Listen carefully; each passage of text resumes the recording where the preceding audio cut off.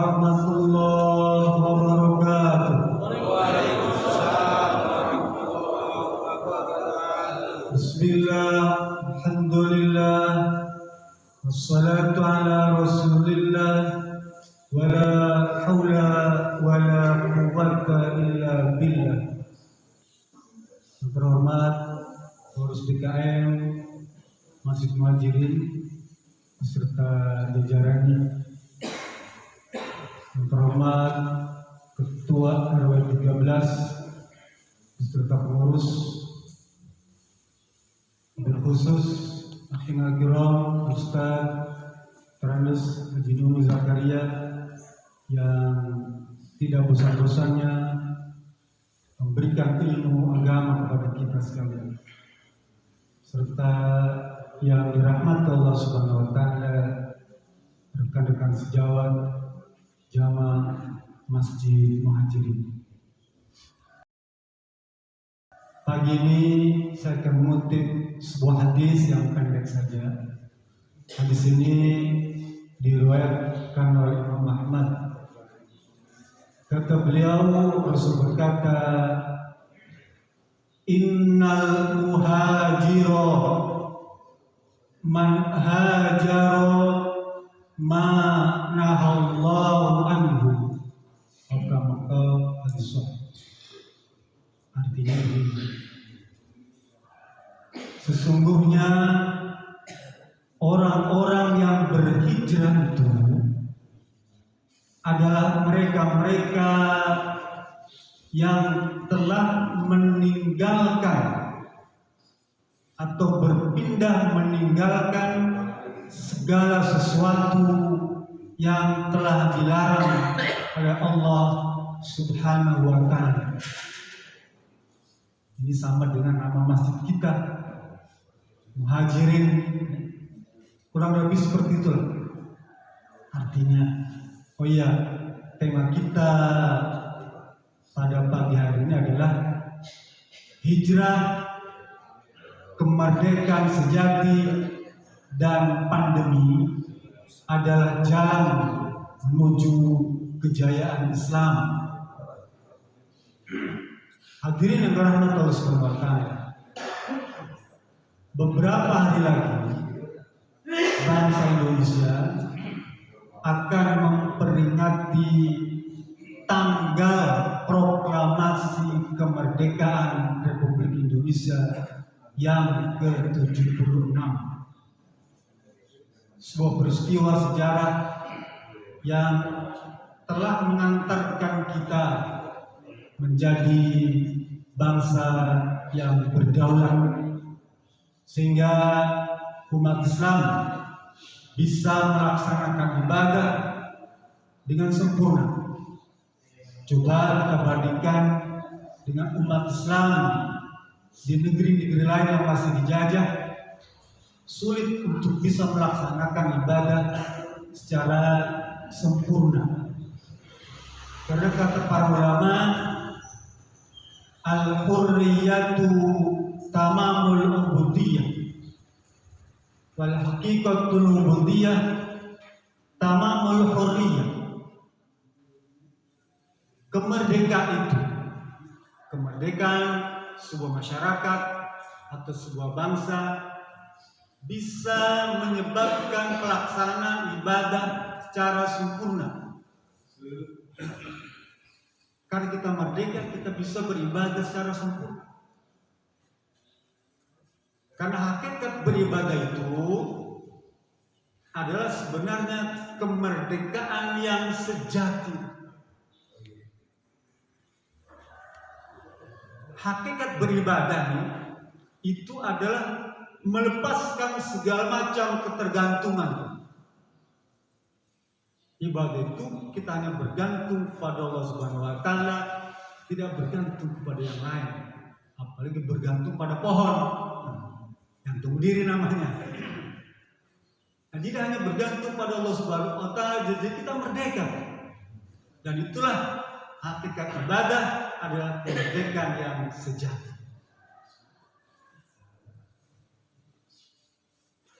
Oleh karena itu sepatutnya kita bersyukur kepada Allah Subhanahu wa taala atas berkat rahmat Allah dan didorong oleh rasa keinginan luhur umat Islam untuk membebaskan diri dari segala macam bentuk penjajahan di muka bumi ini. Hanya saja rahmat Allah itu sangat terkait dengan seberapa besar usaha perjuangan kita. Seberapa berani Islam telah kita tunjukkan. Seberapa besar keimanan kita telah buktikan. Dan seberapa tinggi ketakwaan kita telah kita raih. Karena kata Allah, inna rahmatallahi qaribun minal muhsinin. Sesungguhnya rahmat Allah itu hanya diberikan kepada orang-orang yang muhsin. Allah yang beritahu, rahmat Allah itu berupa kemerdekaan itu hanya diberikan kepada orang-orang yang muhsin.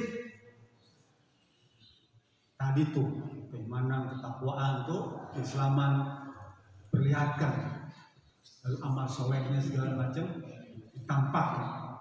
Itu adalah orang yang muhsin. Kalau Allah mau, Pak, kemerdekaan bangsa Indonesia ini sudah Allah berikan buka lagi. Kalau Allah mau,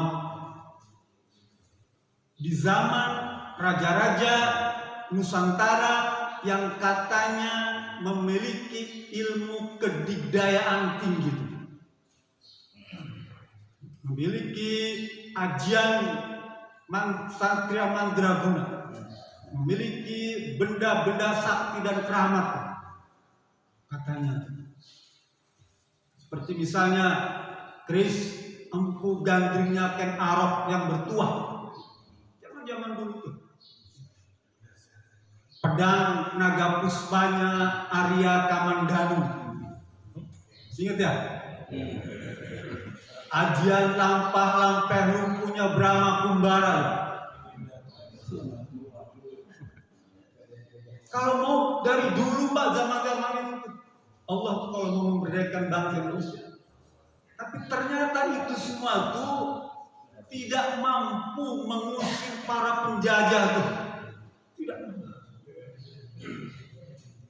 Baru setelah umat Islam, para ulama, para ustadz, para kiai, para ajengan, orang-orang soleh bangsa Indonesia memutar otak, memeras keringat, membanting tulang, mengucurkan harta, mengalirkan darah dan mengorbankan nyawa, baru Allah berikan kemerdekaan itu. Allahu Akbar. Baru Allah berikan.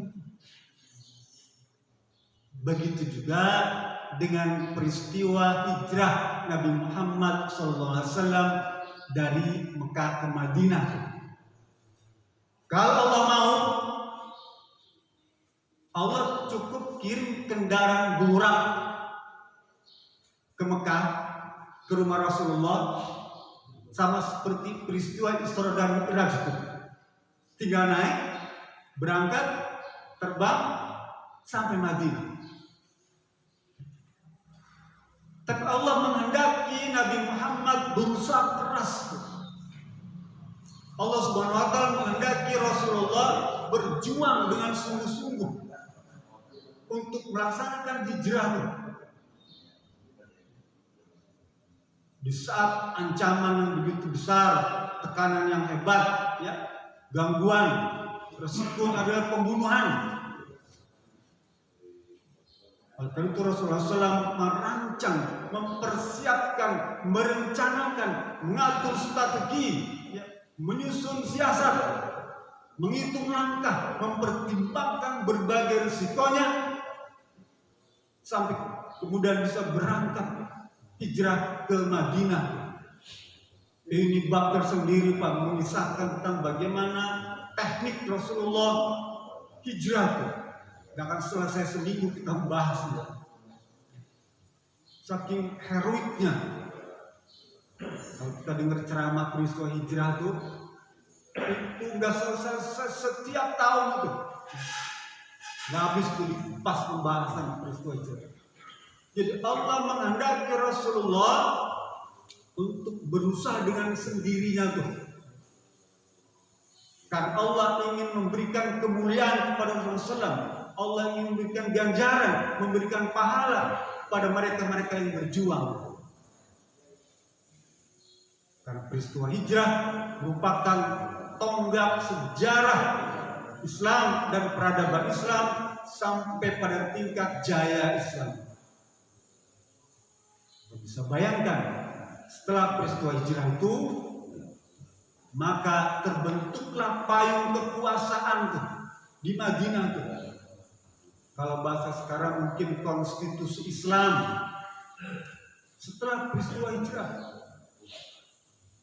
syariat Islam bisa dipraktekkan setelah hijrah. Hukum Islam bisa diimplementasikan di masyarakat Madinah setelah hijrah. Bahkan struktur susunan pemerintahan Islam di Madinah terbentuk setelah peristiwa hijrah. Kalau Bapak sering mendengar istilah baiat, pernah dengar ya? Di baiat itu sumpah setia, janji setia. Setahun sebelum hijrah, itu orang-orang Madinah datang ke Mekah untuk melaksanakan baiat di daerah Aqabah. Kalau kita pergi haji ada lempar Jumratul Aqabah. Sekitar situlah di daerah Mina. Kata Ka'ab bin Malik, peristiwa itu tersembunyi. Orang Mekah nggak ada yang tahu karena risikonya besar, semacam pelantikan, ya, struktur pemerintahan Islam tuh. Kalau kita misalnya di sini tuh, kalau mau diangkat jadi PNS atau jadi pejabat, itu kan disumpah ya, sumpah jabatan tuh, ukuran di belakang tuh. Lah dulu orang-orang Madinah yang datang ke Mekah setahun sebelumnya tuh lebih dari 73 tambah 12 80 orang. Mereka disumpah oleh Rasulullah SAW, ya, bersaksi bahwa hanya taat kepada Allah dan Rasul saja dan tidak melakukan pelanggaran. Mereka akan meninggalkan semua apa-apa yang dilarang oleh Allah Subhanahu wa taala. Bunuh, mencuri, berzina, segala macam. Mereka berjanji. Sehingga ketika Rasulullah SAW datang ke Madinah, disambut oleh aparatur pemerintahan Islam tuh. Disambut. Kalau kita baca kitab-kitabnya rekan-rekan sebelah, sholat Badar tuh. Sholat Badru alaina min saniyatil wada. Terus itu. Jadi Allah ingin memberikan keutamaan kepada Rasulullah SAW. Sampai peristiwa itu oleh Khalifah Umar bin Khattab pada tahun ke-17 setelah hijrah, atas usul Sayyidina Ali agar ditetapkan sebagai tahun awal sistem kalender penanggalan Islam Hijriah. Para sahabat banyak mengusulkan bagaimana kalau masa lahirnya, ada yang mengusulkan bagaimana ketika diangkat jadi nabi, bagaimana kalau misalnya ketika wafatnya, bagaimana kalau waktu Isra dan Mi'raj. Tapi semuanya tidak disetujui. Baru setelah Sayyidina Ali mengusulkan bagaimana kalau kalender Islam itu dimulai pada saat hijrah. Karena itu kalender Islam itu berlaku surut 17 tahun tuh Karena pada waktu itu Umar bin Khattab kebingungan.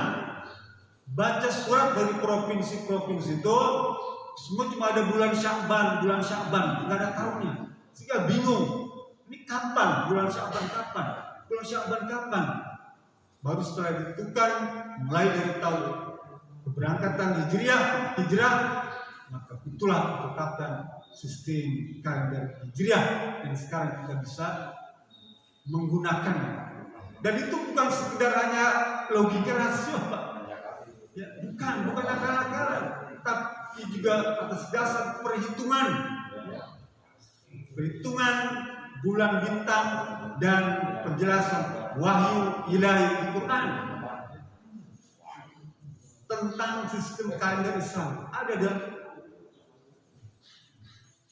begitu juga dengan pandemi yang membuat repot sebagian besar umat manusia, bukan hanya negeri kita, hampir seluruh dunia mengalami hal yang sama, dibikin repot.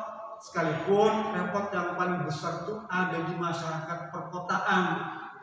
Kalau masyarakat pedesaan, kampung-kampung itu, mereka rasanya tidak tersentuh tuh dengan hiruk pikuk masalah pandemi. Mereka nyaman-nyaman saja, biasa-biasa saja. Kita yang tinggal di perkotaan ini yang justru yang kadang-kadang kalang kabut.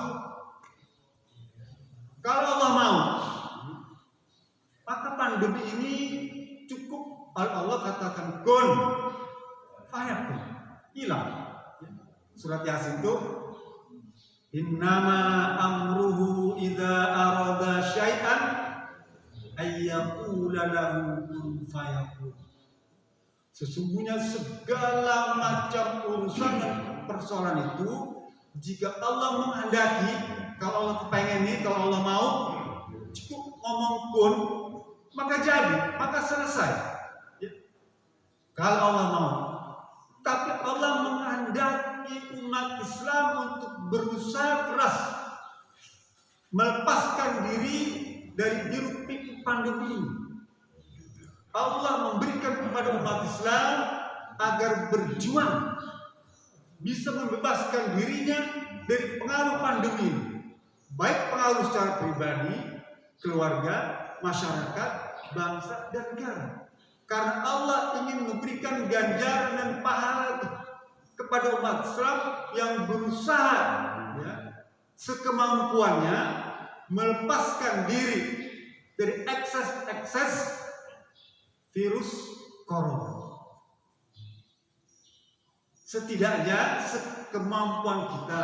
Kalau kita mampunya sekedar melaksanakan protokol kesehatan, laksanakan. Karena di sana letak ganjaran dan pahalanya itu. Kita bisa sama-sama menyelamatkan umat manusia. Bukan hanya umat Islam saja. Kalau kita bisa menjaga protokol kesehatan dengan sebaik-baiknya. Bayangkan Pak, kalau umat Islam di perkuatan itu semuanya sehat, ya, berpikir baik, ditambah masyarakat pedesaan yang mayoritas adalah umat Islam yang tidak tersentuh oleh hiruk pikuk pandemi ini, maka itu bisa menjadi kekuatan yang besar bagi umat Islam untuk meraih cita-citanya, izzul Islam wal muslimun. Kalau semuanya bisa berpikir kiri dan sama-sama berusaha dan berjuang, maka Allah akan berikan karunia. Kata Rasulullah SAW, inna idhamal jaza ala idhamil bala. Sesungguhnya besarnya karunia yang akan Allah berikan kepada umat manusia, kepada orang Islam, itu sangat bergantung dengan besarnya cobaan, dengan besarnya ujian. Semakin besar ujian, semakin besar pahalanya. Semakin tinggi ujian, cobaan, semakin besar ganjaran yang akan diterima. Semakin banyak cobaan, semakin tinggi derajat yang akan Allah berikan. Jadi bersabarlah menghadapi suasana seperti ini. Dan hadis Imam Ahmad Ibnu Abi Dunya berkata, kata beliau, Rasul berkata, "Idza sabaqat lil abdi minallahi lam yablugha bi amalihi ibtalahu fi jasadihi aw malihi aw waladihi summa sabara hatta yablughu manzilatal lati sabaqat lahu minhu." Atau maqal hadis hasan riwayat Imam Ahmad. Kata Rasulullah SAW, apabila seseorang hamba Allah nih, umat Islam, warga RW 13, kalau sudah ditakdirkan oleh Allah menduduki level kedudukan terhormat di sisi Allah Subhanahu wa taala, kalau kita ditakdirkan oleh Allah memiliki kedudukan terhormat, ya, tinggi itu derajat kita, tapi amal soleh kita belum cukup untuk mencapai kedudukan. Amal ibadah kita belum sampai level itu, ya. Kata Rasulullah, orang itu akan Allah uji. Orang itu akan diberikan cobaan, ya. Allah itu akan diberikan musibah, ya. Sampai kemudian dia bersabar atas cobaan yang diberikan kepadanya, baik pada jasadnya, badannya, atau pada hartanya, atau pada keluarganya. Allah akan uji itu sampai kemudian dia sampai level yang Allah janjikan, maka dia berhak mendapatkan penghormatan. Sebab ya, kalau kita mengerti tentang hadis ini, segala macam penderitaan, kesulitan, sakit nih, ya, termasuk pandemi nih, kan kita mendapatkan janji dari Rasulullah akan pada level tertentu di mana derajat kita naik. Kata Imam Syafi'i, tarqiyatul iman. Oleh karena itu bersabarlah. Bersabar.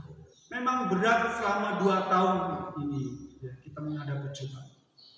Tapi sebenarnya kalau kita bisa manfaatkan dengan baik momentum hijriyah ini, momentum tahun baru hijrah, kata para ulama, setiap kali pergantian tahun, umat Islam tidak boleh melewatkan begitu saja, tapi harus melakukan evaluasi, muhasabah, introspeksi.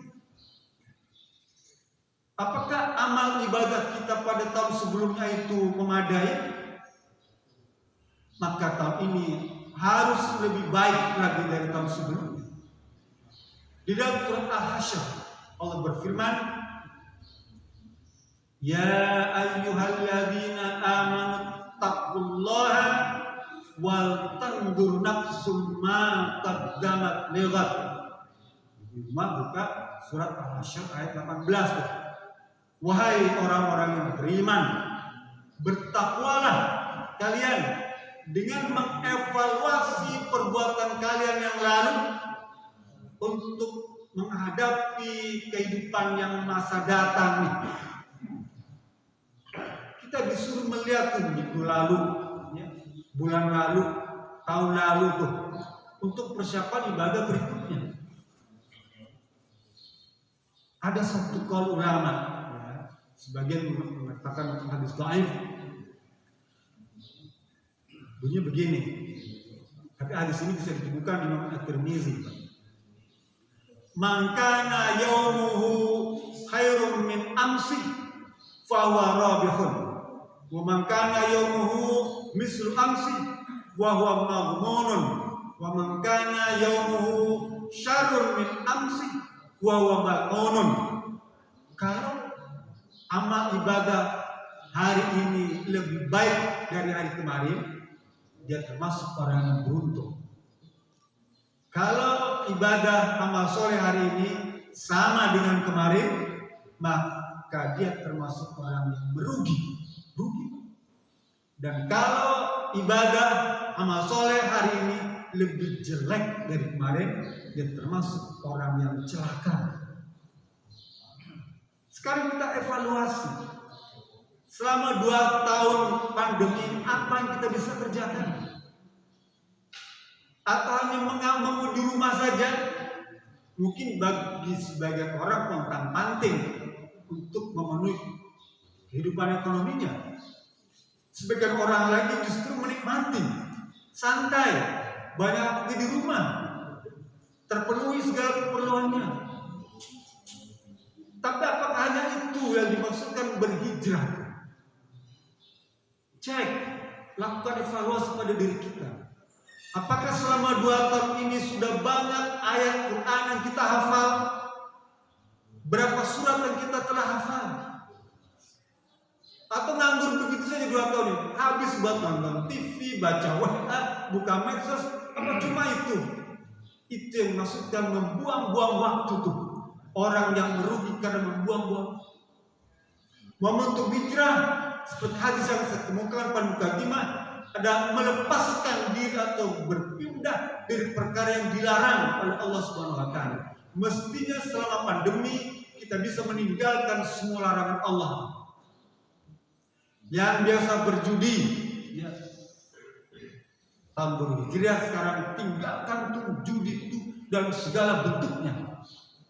Tapi jangan juga berhenti berjudi karena duitnya udah habis, modalnya sudah nggak ada lagi, dia berhenti berjudi.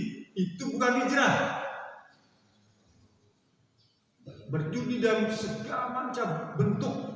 Nih Pak, saya punya komunitas gitu ya. Itu bermain money kripto. Habis Pak. Koin kripto tuh di HP. Sekarang lagi tren koin kripto. Luar biasa. Jual rumah, jual mobil habis semua. Tinggal di emperan boleh bilang. Karena berjudi itu. Sekalipun kita untung menang di berjudi ini, katakanlah menang, dia tidak akan memberikan keberkahan habis dalam segala bentuknya. Ya. Yang mungkin kalau di kita suka hindari kayak mancing yang ada nuansa judinya tuh ya. Buang tuh jauh-jauh, gak akan barokah. Cari urusan mancing yang tidak memiliki unsur judi. Ya. Bisa tanyakan kepada ahli agama tuh, ya. Gimana cara mancing tidak memiliki unsur judi? Ya mungkin mancing syariah, nah gitu ya, boleh. Bisa diskusikan. Karena suka sedih juga Pak. Apa? Menggampangkan mencampur adukan antara keimanan dengan kemaksiatan. Kata Allah Subhanahu wa taala, ya, alladzina amanu lam yalbisu bidzulmin ulaika lahumul amn wa hum yahtadun. Orang yang tidak mencampurkan antara keimanan dan kemaksiatan, maka Allah akan memberikan keamanan, gemah ripah, ketentraman, kebahagiaan tuh. Enggak seberapa, cuma seekor ikan yang diperoleh memiliki unsur judi itu jadi barang arang pada tubuh kita. Diberikan kepada anak seperti kita nyuapin arang yang panas tuh. Diberikan kepada istri kita seperti memaksa dia untuk makan. Ya. Batu bara yang dibakar panas. Nauzubillah. Ya, saya hanya mengingatkan saja. Pilihlah, bisa didiskusikan bagaimana cara ya berolahraga yang tidak bersinggungan atau memiliki unsur judi. Mudah. Contoh ini saya punya empang, sok mancing, ya silakan ambil sesukanya tuh, sekilo 50.000 ya. Kalau nggak dapat nggak usah bayar. Kalau beli di pasar 30.000, kalau di sini 50.000, tapi situ mancing sepuas. Boleh. Harganya 50.000 kan? yang 20 buat biaya operasional pancingan. Gitu ya. Boleh begitu, enak. Yang penyelenggara halal mendapatkan, kita juga mendapatkan halal. Atau diborongin nih, pokoknya semua nih, sejuta 1 juta. Silakan satu patungan beli tuh ikan yang ada di Limpang saya itu 1 juta. Dapat nggak dapat, situ ambil semua.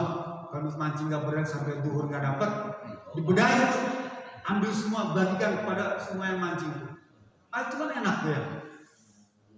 Yang menyiapkan juga mendapatkan rezeki yang halal, bapak juga yang mendapatkan ikan itu halal.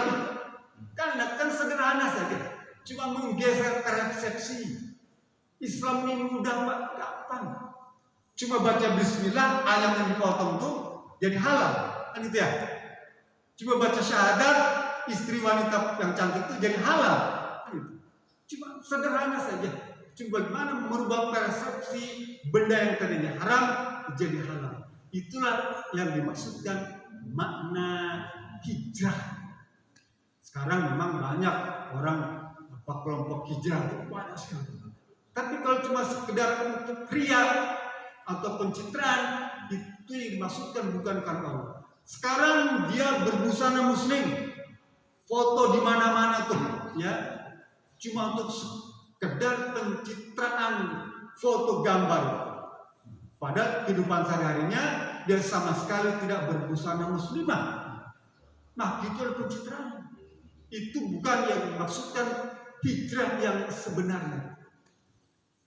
Khususnya jamaah masuk muhajirin, khatib mengajak, mari kita sama-sama berhijrah di tahun baru 1443 Hijriah ini. Besok lusa kita laksanakan saum, Tasu'a dan Asyura. Kalau belum pernah melaksanakan, laksanakan tahun ini. Bukti kita hijrah, ya, menjadi lebih baik. Itu saja. Dikurangkan maaf. Bila bisa melihat. Assalamualaikum warahmatullahi wabarakatuh.